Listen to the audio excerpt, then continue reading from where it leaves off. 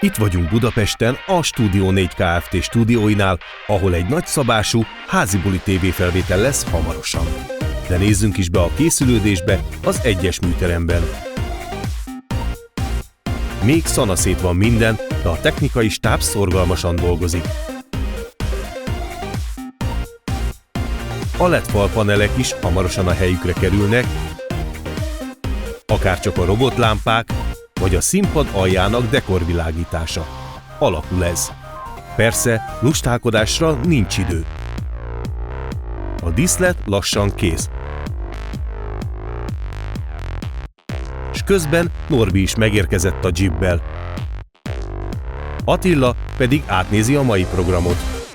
Mindeközben a stáb is elkészült a kamerákkal. A vizuál ellenőrzése után Attila lecsekkol mindent, hogy a felvétel alatt ne legyen már probléma. Majd fénybeállás következik, miközben Attila és a stáb megnézi, milyen látvány kerül majd a nézők elé, s ha kell, akkor még most módosítanak rajta. Aztán beengedik a közönséget, s mikor mindenki elfoglalta a helyét, következik egy utolsó kamerapróba. Na, itt meg én vagyok munka közben.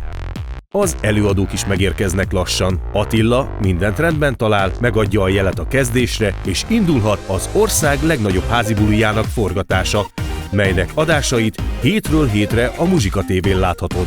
Ha tetszett a videó, feltétlen kövess be, és nyomj egy hatalmas lájkot is!